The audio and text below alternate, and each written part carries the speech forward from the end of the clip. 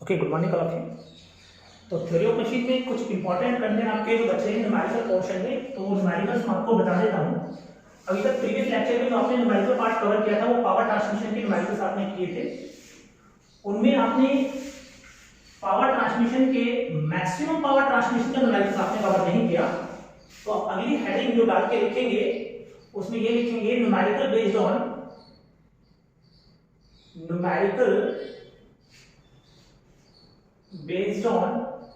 Maximum power transmission.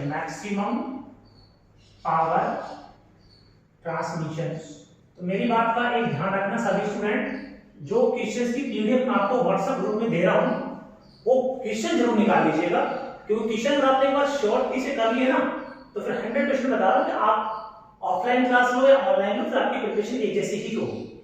ठीक है ना? तो ये कुछ न्यूमेरिकल मैं आपको दे रहा हूं, मैक्सिमम पावर ट्रांसमिशन के बेस्ड है। लास्ट टाइम आपने जो डेरिवेशंस किए थे उसमें देखा था कि मैक्सिमम पावर ट्रांसमिशन की कुछ कंडीशंस बताई थी आपको कि भाई वेलोसिटी पटेगी कितनी होनी चाहिए, Tmax/3m, right? Centrifugal tension total tension की 1/3 होनी चाहिए। तो वो कंडीशंस इसमें लागू होंगी और बाकायदा न्यूमेरिकल में बोलता है कि आप मैक्सिमम पावर ट्रांसमिशन निकालिए। तो दो क्वेश्चन आपके इसमें आ चुके हैं। एक तो क्वेश्चन आपका 2017 में आया था इसी पे बेस्ड, और एक आया था 2013 में। तो 17 वाला क्वेश्चन मैं आपको पहले करवा के देता हूं और क्वेश्चन की पीडीएफ मैं आपको दे दूंगा। क्वेश्चन में क्या लिखा गया है, एक पट्टे का द्रव्यमान, क्वेश्चन नंबर 1 डाल के लिखो, एक बेल्ट का द्रव्यमान 1 ग्राम पर सेंटीमीटर, एक बेल्ट का द्रव्यमान 1 ग्राम पर सेंटीमीटर क्यूबिक है। Okay, the permissible stress belt में कार्यकारी प्रतिबल को बोलते हैं परमिसिबल स्ट्रेस,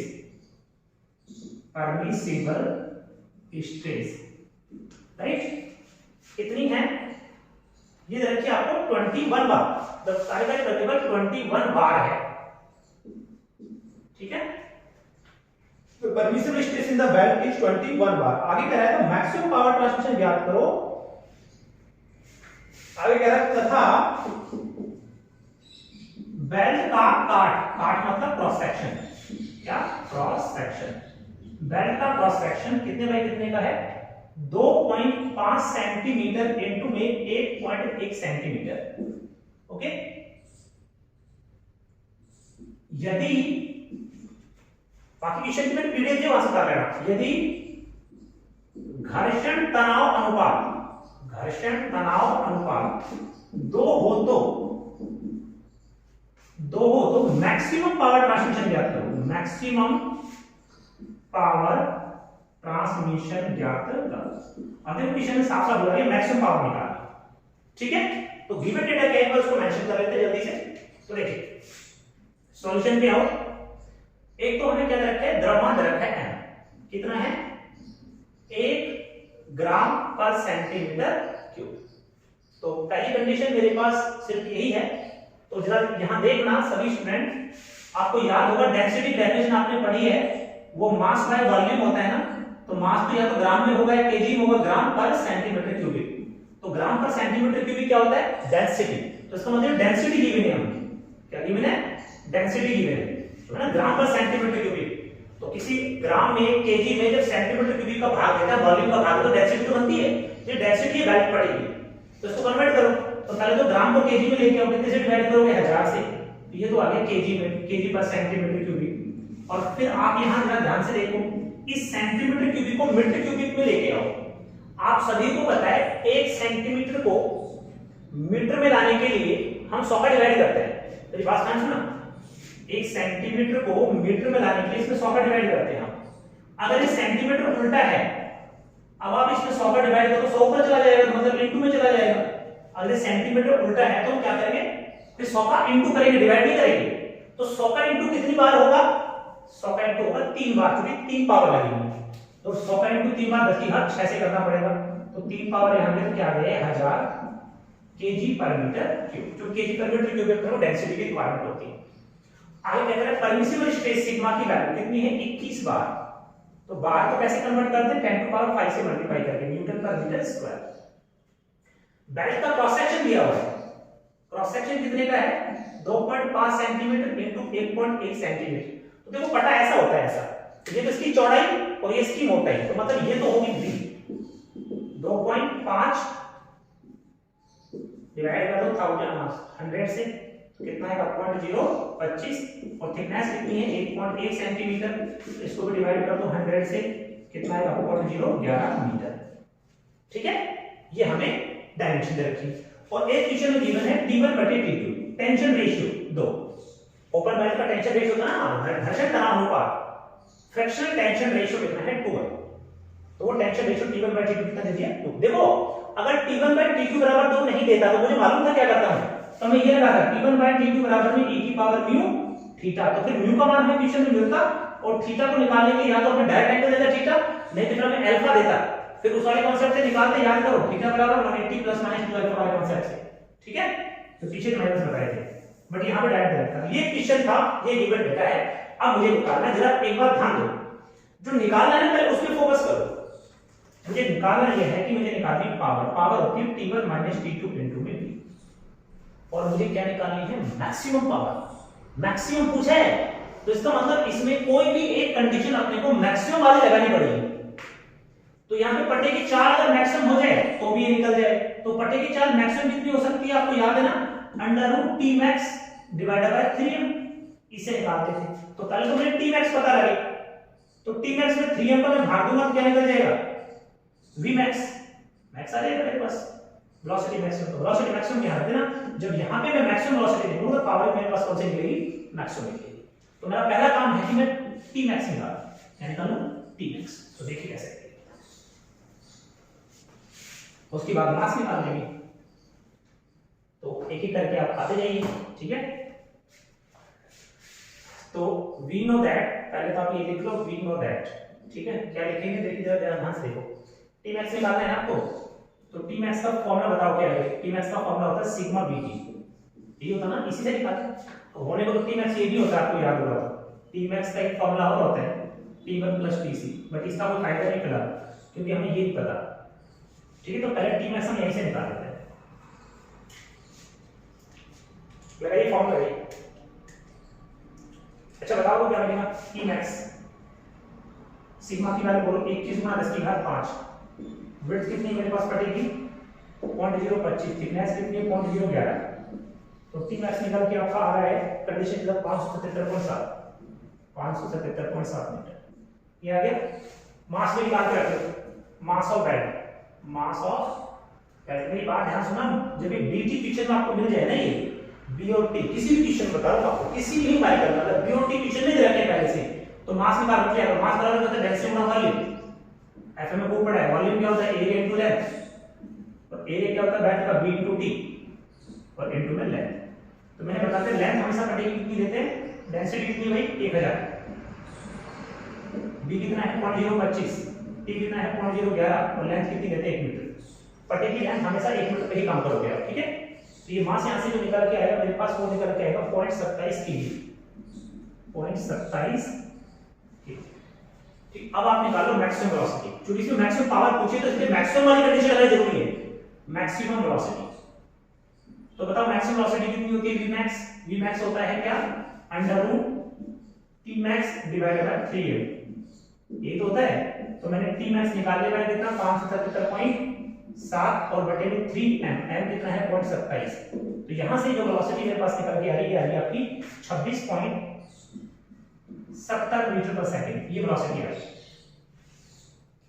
अब मेरे पास वेलोसिटी, हमें पावर तक पहुंचना, तो पावर तो होती है T1 - T2 इनटू में v, तो जब मैं v max रखूंगा तो पावर मैक्स निकलेगी, तो वहां उस पावर को निकालने के लिए अभी मेरे पास दो मान लिए, कौन से T1 और T2, तो वो भी निकाल देते हैं। T1 T2 कैसे निकलेंगे, वो T1 T2 कैसे निकलेंगे वो भी देख लीजिए। देखो वी नो दैट, एक मान तो इसमें खुद ने दिया है कि T1 बटे T2 बराबर होता है 2, तो T1 बराबर 2T2 आ गया ना, इक्वेशन 1 डाल दो। अब आपको एक मान मिल जाए इसमें से कोई सा, तो दूसरा तो निकल ही जाएगा। तो आपने को Tmax दे दिया ना, इसमें निकाल चुके। Tmax बराबर क्या होता है T1 + Tc, हो गया। तो Tmax कितना है 577.7, T1 और Tc कितना होता है mv², राइट। मास हमें पता है कितना, ये रहा 0.27, यहां रखेंगे 0.27, v हमने निकाल रखा है कितना 26.70, तो 577.7 T1 प्लस 0.27 इनटू में 26.70 का स्क्वायर। तो यहां से इस पूरी वैल्यू को कैलकुलेट करके पक्षांतर कर देना, तो T1 जो मेरे पास मिलेगा यहां से मान आएगा T1 का, वो निकलेगा अप्रॉक्सी T1 निकल के आएगा 385.22। इस 385.22 न्यूटन को समीकरण 2 में रख दो, यहां T1 को T2 निकल जाएगा इक्वेशन 1 से, रखो इसमें मान याद T1 का, तो 385.22 बराबर है 2T2, तो T2 का मान जब निकालो तो 2 पैसे भाग दे दो, कितना आएगा 192.60। अब आपको पता है मैक्सिमम पावर का फॉर्मूला बोलो, मैक्सिमम पावर होता है T1 T2 इनटू में Vmax। अब आपने सारे मान निकाल लिए, T1 कितना 385.2, T2 192.62 और Vmax कितना निकल के आया 26.70। तो यहां से पावर निकालोगे कि पावर निकल के आपके पास आएगी ये आएगी लगभग 5142.68 वाट।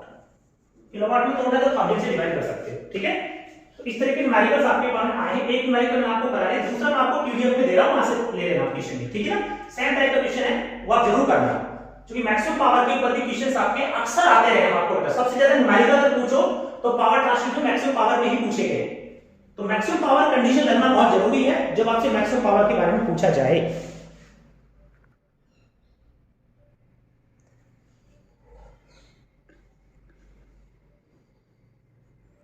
फिलहाल हमें जो अगला टॉपिक कंसल्ट करना है वो इसी चैप्टर में एक नेक्स्ट इंपॉर्टेंट टॉपिक है, और टॉपिक डाल के लिखिए दैट्स गियर। बड़ा इंपॉर्टेंट टॉपिक है, यहां से भी एक अलग न्यूमेरिकल्स बन के आता है इसमें से, इसलिए मैं कहता हूं जो चैप्टर 5वां है तुम्हारा सबसे ज्यादा लेंथी चैप्टर है और न्यूमेरिकल बहुत ज्यादा बनते हैं यहां से। तो अगला कंटेंट जो आपको डाल के लिखना है इसमें, लिखिए आप नेक्स्ट चैप्टर लिखिए, नेक्स्ट टॉपिक है सॉरी, जैसे गियर ट्रैक, गियर ट्रैक। देखिए एक गियर की ट्रैक बनानी, मतलब सिंपल से बात करो तो सपोज मेरे पास है 2 गियर है और एक गियर मेरे पास ये है। अब अपने को बता दें कि 2 गियर अलग अलग साफ्टों पे रखे हुए हैं, ये वाला गियर इस साफ्ट पे रखा हुआ है और ये वाला गियर इस साफ्ट पे रखा हुआ है, राइट।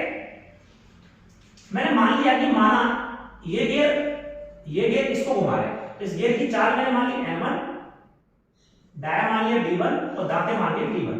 इस पे गियर पे माना नंबर ऑफ टीथ कितने हैं T1, तो गियर हो तो दाते हुए ना। इसकी चाल मैंने मान ली N2, डाया मान लिया D2 और टीथ मान ली T2। अब मान के चलो कि ये गियर आपका क्लॉकवाइज घूम रहा है, तो मुझे मालूम है कि इस गियर के साथ मैचिंग में कौन है, ये वाला गियर। जब मैं इस गियर को घुमाऊंगा तो ये गियर घूमेगा, लेकिन ये गियर कैसा घूमेगा एंटी क्लॉकवाइज, ऐसा घूमेगा एंटी क्लॉकवाइज। इसको तो मैं बोलता हूं ड्राइवर, उसको बोलता हूं ड्रिवन। चालक और चलित, ये तो है चालक मतलब चलाने वाला और ये है चलित मतलब चलने वाला। तो अगर पूछे ड्राइवर कौन है, ड्राइवर मतलब जो चलाता है किसी डिवाइस को, और चलित कौन होता है जो घूमता है किसी दूसरे के माध्यम से। इनमें एक रिलेशन लगाना है, रिलेशन ये है स्टूडेंट ध्यान से सुनना, देखो मेरे पॉइंट नोट करना मेरा। इस वाले गियर की चाल अक्सर अपने को मिलेगी या फिर हम मानेंगे अपनी तरफ से, इस वाले गियर की चाल हमें मिलेगी या हम अपनी तरफ से मानेंगे। इस वाले गियर की चाल आपको निकालनी है, तो आप हमेशा क्या करें, अगर मैं आपसे ये कहूं कि मैंने किसी अरेंजमेंट में ऐसे बहुत सारे गियर जोड़ दिए, ये इस गियर को घुमाऊंगा इससे ये वाला गियर घूमेगा, इससे फिर ये वाला गियर घूमेगा, ये घूमेगा, ये घूमेगा, ये घूमेगा, फिर फाइनली यहां हमें आउटपुट मिलेगा। ये तो मतलब हुआ, ये बहुत सारे गियर हैं जो अलग अलग साफ्टवेयर पे लगे हुए हैं। अगर मैं पहले गियर को घुमाऊंगा तो पहले ड्राइवर का काम करेगा, ड्रिवन का काम कौन करेगा, लास्ट वाला, और बीच के सारे गियर क्या कहलाएंगे, इंटरमीडिएट। तो मैं आपसे बात करूंगी कि लास्ट वाले गियर पर पावर कैसे गई, तो आप ये बोल सकते पहले ये गियर घुमाया, इससे ये गियर घुमा, इससे फिर ये गियर घुमा, इससे फिर ये गियर घुमा, फिर ये गियर घुमा, फिर ये घुमा, फिर ये घुमा, आप ऐसे घूमोगे। तो हमेशा ध्यान रखना जैसे ये गियर इसको घुमा रहा है तो इसकी चाल कैसे निकालना, तो सीधा रिलेशन लगाना N2/N1 बराबर में D1/D2, जो आप सबको पता है। देखो जिसकी चाल अपने को निकालनी है उसकी स्पीड ऊपर रखो, जैसे आपने 2 की चाल निकालनी है तो 2 की स्पीड ऊपर रखो। अब आप ये देखो 2 को घुमाया किसने, इसने, इसकी चाल नीचे ले लो। भाई चाल ले लो तो एक बार स्पीड ले लो, क्या है, तो स्पीड अगर आपने ले ली तो डायमीटर का उल्टा लेते हैं बस। अगर आपने 1 नीचे लिया तो 1 ऊपर करना है, 2 कर दो, 2 नीचे कर देना, ठीक है। स्पीड ले लो एक बार साहब, स्पीड पकड़ लो। अब इसी को हम नंबर ऑफ टीथ में भी लिखते हैं। डायमीटर जो है ना वो प्रोपोर्शनल होते हैं टीथ के। इसकी जगह में टीथ नंबर 1 और इसकी जगह में टीथ नंबर 2 भी रिप्रेजेंट कर सकता हूं। अब सीक्वेंस ये है कि सपोज दैट मान लो कि इस अरेंजमेंट में आपने नंबर ऑफ गियर बढ़ा दी, ये कुछ इस तरह का अरेंजमेंट आपको दे दिया और इसमें आपने इस तरह से कुछ गियर का अरेंजमेंट ले लिया कि सपोज दैट गियर नंबर 1 है मेरे पास, ये गियर नंबर 2 है, गियर नंबर 3 है, गियर नंबर 4 है, गियर नंबर 5 है। आपको चौथे गियर की चाल चाहिए तो आपको केवल ये फोकस करना है कि देखो अगर नंबर ऑफ टीथ की बात करो तो यहां पे टीथ मानोगे T1, इस पे टीथ मानोगे T2, इस पे टीथ मानोगे T3, T4, T5। जैसे मतलब डायमीटर मान लो D1, D2, D3, D4, D5। अब आपको देखना है कि चौथे की चाल कैसे निकालनी है, फोर्थ गियर की आपको स्पीड कैसे निकालनी है। तो केवल ये फोकस करो कि फोर्थ गियर को घुमाया किसने। अब फोर्थ गियर को घुमाने के 2 ऑप्शन है मेरे पास, या तो मैं फर्स्ट गियर को यहां से घुमाऊं तो चालक का काम करेगा, तो फर्स्ट गियर से सेकंड गियर घूमेगा, सेकंड से थर्ड, थर्ड से फोर्थ घूमेगा। यानी फोर्थ गियर को कौन घुमा रहा है, थर्ड गियर घुमा रहा है। तो आपके पास ऑप्शन ये रहेगा कि फोर्थ गियर तो थर्ड ने घुमाया, तो फोर्थ गियर आप ऊपर रखें, फोर्थ गियर की चाल। ध्यान सुनिए, जिस गियर की चाल आपको चाहिए उस गियर की चाल हमेशा कहां ले आप, ऊपर ले। और इस वाले गियर को किसने घुमाया है, इस वाले गियर को घुमाया थर्ड ने, तो थर्ड की चाल ले नीचे। बस एक बार आप स्पीड रेशियो लिख ले, स्पीड के बाद इसको फिर आप डायमीटर में या नंबर ऑफ टीथ में प्रोपोर्शन ले सकते हो। अब जैसे आपने T4/T3 लिख दिया तो डायमीटर में क्या लिखते हैं, इसका उल्टा करते जस्ट आप, तो D3 ऊपर और D4 नीचे, या फिर आपको जस्ट प्रोपोर्शन लिख सकते हो टीथ में। जैसा आपने डायमीटर लिखा है ना, इसी डायमीटर की जगह आप नंबर ऑफ टीथ लिख सकते हो। अगर गियर यूज कर रहे हो तो यहां पे क्या लिख सकते हो, T3/T4। अगर आपने पुली यूज की है तो डायमीटर लिखोगे, अगर पुली की जगह आपने गियर काम में लिया है तो इसी डायमीटर के लिए क्या लिखोगे, आप नंबर ऑफ टीथ लिखोगे, सेम रेशियो। अब हम बात करते हैं, देखो मैं आपको एक बार रिपीट कर रहा हूं, कभी भी आपको किसी भी गियर ट्रेन में स्पीड निकालनी हो तो आप ये देखें, जैसे इस गियर में इस गियर को घुमाया है तो घुमाने वाला तो ये है, घूमने वाला ये है, तो घूमने वाले की चाल हमेशा ऊपर ले, इसको किसने घुमाया है इसकी चाल हमेशा नीचे ले। और वैसे चाल बना लो एक बार, बाकी डायमीटर हम क्या कर देंगे, उल्टा कर देंगे। अब पॉइंट ये है कि इसमें गियर ट्रेन कितने टाइप के हम यूज करेंगे, तो यहां पे जो नंबर ऑफ गियर ट्रेन हम यूज करेंगे वो 4 करेंगे, 4 टाइप के। तो अगला जो टॉपिक आपको डाल के लिखना है वो लिखो types of gear train, types of gear train. तो ये गियर ट्रेन आपके 4 टाइप के होंगे, उनमें एक गियर ट्रेन होगा आपका जैसे simple gear train, simple gear train. एक हम यूज करेंगे compound gear train, compound gear train. एक हम यूज करेंगे इसी में जैसे reverted gear train, reverted gear train. और एक गियर ट्रेन इसमें और यूज करेंगे वो आपका है epicyclic gear train, epicyclic gear train. Previous year के एग्जाम में हर साल यहां से एक न्यूमेरिकल जरूर रहा है इस फीचर से, और एक बार मैंने आपका पूछा है रिवर्टेड में से। तो पहले देख लेते हैं एक बार गियर ट्रेन में सिंपल का क्या कॉन्सेप्ट है, कंपाउंड का क्या कॉन्सेप्ट है, रिवर्ट का क्या कॉन्सेप्ट है, एपिसाइक्लिक का क्या कॉन्सेप्ट है। तो सबसे पहले आप आओ सिंपल गियर ट्रेन में, इसकी खासियत क्या है इस गियर ट्रेन की देखिए। सिंपल गियर ट्रेन में क्या होगा कि बहुत सारे गियर लगा हुआ है, एक गियर एक शाफ्ट पे होना चाहिए। देखिए कि सपोज दैट मेरे पास एक गियर था, फिर एक गियर और लगा दिया मैंने, फिर एक गियर छोटा लगा दिया, फिर एक बड़ा गियर कर दिया। ऐसे कितने गियर जोड़ सकते हो आप। बस इस गियर ट्रेन की एक खासियत है कि एक शाफ्ट पे एक ही गियर लगेगा। बस जैसा आप ये शाफ्ट है वो एक शाफ्ट यहां लगाओगे, इस शाफ्ट से एक गियर आएगा, ये वाला, ये अलग शाफ्ट पे आएगा, ये अलग शाफ्ट पे, ये अलग शाफ्ट पे, ये अलग शाफ्ट पे। अगर आपसे पूछे सिंपल गियर ट्रेन की इंपॉर्टेंस बताओ तो आप ये कहोगे इस प्रकार के गियर ट्रेन में केवल एक शाफ्ट एक ही गियर को कैरी करेगा। अब हम मान लेते हैं, माना इस गियर की चाल कितनी है N1, डायमीटर कितना है D1 और दांते कितने हैं T1। इसकी वजह से N2, D2, T2 ऐसे सबके मान लेंगे। थर्ड गियर के मान लेंगे N3, D3 T3 इसके भी मान लेंगे N4 D4 T4 इसके भी मान लेंगे N5 D5 T5 ऐसे। इसकी चाल दांते और प्यास जो भी आपको मान लें। अब मान के चलो कि आपने पहले वाले गियर को क्लॉकवाइज घुमाया N1 चाल से। फर्स्ट गियर को आपने कैसे घुमाया? N1 स्पीड से घुमाया क्लॉकवाइज। तो gear number 1, gear number 2, gear number 3, 4, 5, 1 2 3 4 5 and 6। एक छूट गया 1 2 3 4 ये 5 के हैं 6 के हम मान लेंगे N6 D6 और T6। ठीक है, अब आप देखो ये कैसे घुमा क्लॉक, तो ये कैसे घूमेगा एंटी। अगर गियर दो बाहर से मिल रहे हैं, ध्यान रखना अगर गियरों की आपस में आउटर मेशिंग है, आउटर मेशिंग का मतलब बाहर से मिल रहे हैं दो गियर, तो इनकी डायरेक्शन कैसी होती है? हमेशा एक दूसरे के अपोजिट। अगर ये क्लॉक कहते कैसा होगा? एंटी होगा। और अगर इंटरनल मैशिंग है, इंटरनल मैशिंग जैसे जनरली व्हीकल के अंदर आप देखते हो जो गाड़ी का डिफरेंशियल व्हील होता है पीछे पहियों के बीच में, उसमें ये अरेंजमेंट देखने को मिलता है कि अंदर की तरफ गियर होता है इसमें लगा हुआ, तो इसमें दोनों की डायरेक्शन सेम होगी। अगर ये क्लॉक है तो फिर ये भी क्लॉक ही होगा। तो यहाँ पे आएगी सबसे पहले इसमें स्पीड रेशियो बनाते हैं गियर 1 से 2 के लिए, 1 से 2 के लिए। तो बताओ गियर 2 को किसने घुमाया? फर्स्ट में, तो गियर 2 की चाल ऊपर और 1 की चाल नीचे। अब दांते उल्टे कर देंगे अब T1 बटे T2, क्रॉस मल्टीप्लाई करो। चलो फिलहाल इतना इक्वेशन में डालो। आगे गियर 2 से 3 की आएगी, ये कैसे घूम रहा है? क्लॉक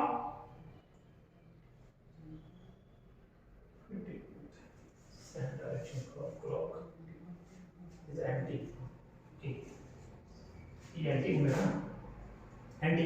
अगर ये एंटी तो ये कैसा रहेगा? क्लॉक इस तरह से। तो 2 से 3 जाओ।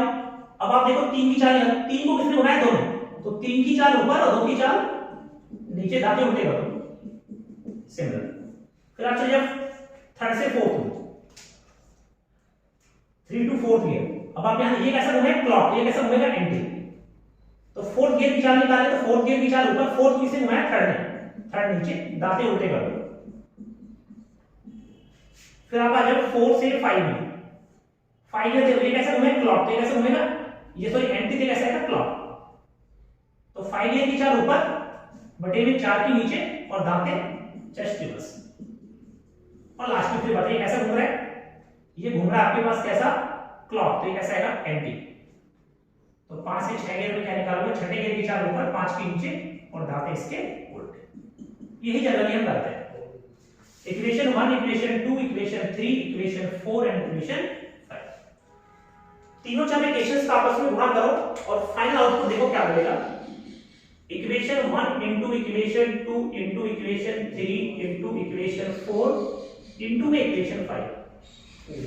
पांचवी इक्वेशन का गुणा करो। देखो जब गुणा हम करेंगे ना, यहां देखो जब देखो चार का एक बार आपस में मल्टीप्लाई हो जाएगा स्पीड वाले का।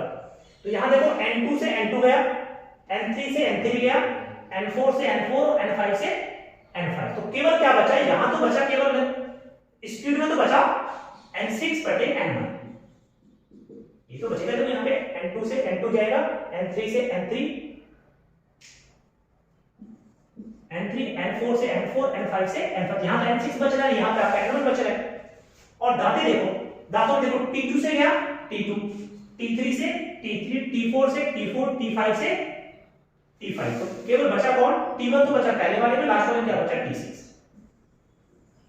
देखो यहां से जनरल हमारे पास आउटपुट ये निकल के आता है कि किसी भी अरेंजमेंट में नंबर ऑफ गियर चाहे कितने ही क्यों ना जोड़ते हैं आप।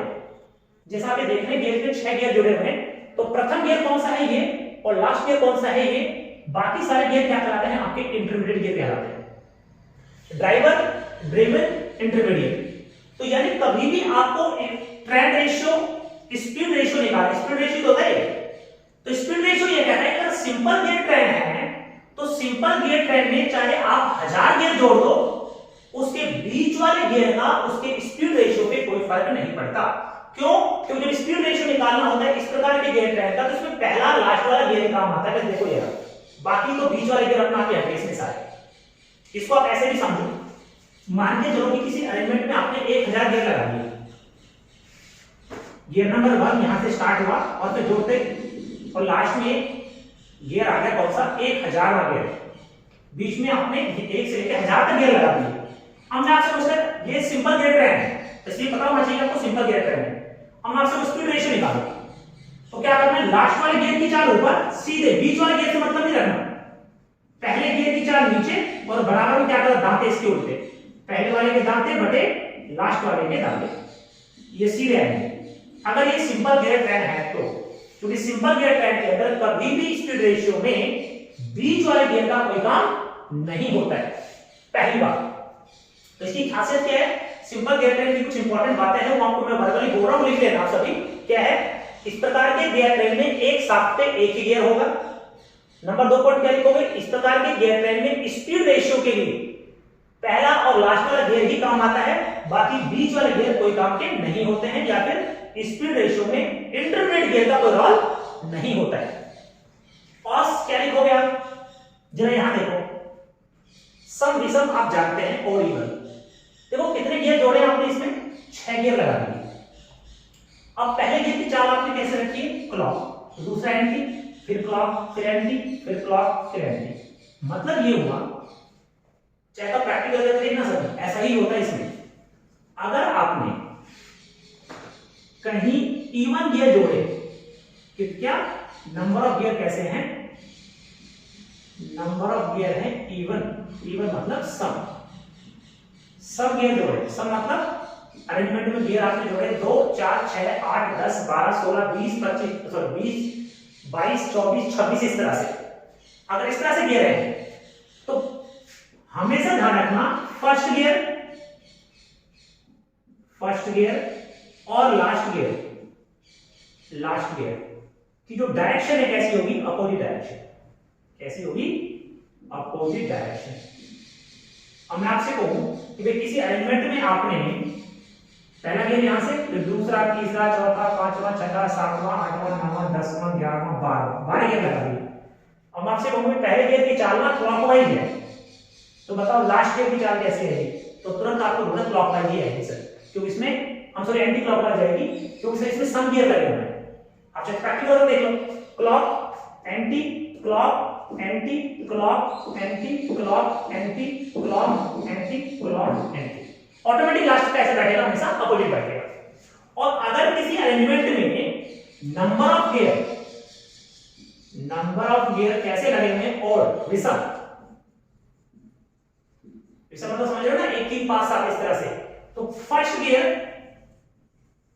और लास्ट गियर दोनों की चाल कैसी होगी, सेम। आप चलिए यही देख लो, इसमें चलो 5 गियर करते हैं, 1 2 3 4 5, ये 5 गियर दिए हुए। अब ये कैसे हैं, विषम गियर है, तो विषम गियर में क्या होगा, फर्स्ट गियर और लास्ट गियर की चाल कैसी होगी, सेम होगी।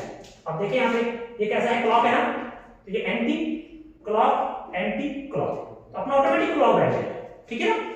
तो ये पहला गियर ट्रेन आपको बता दिया। सेकंड जो गियर ट्रेन आपका कंपाउंड गियर ट्रेन है, वो हम नेक्स्ट टाइम देखेंगे। तब तक क्या नोट करें, थैंक यू।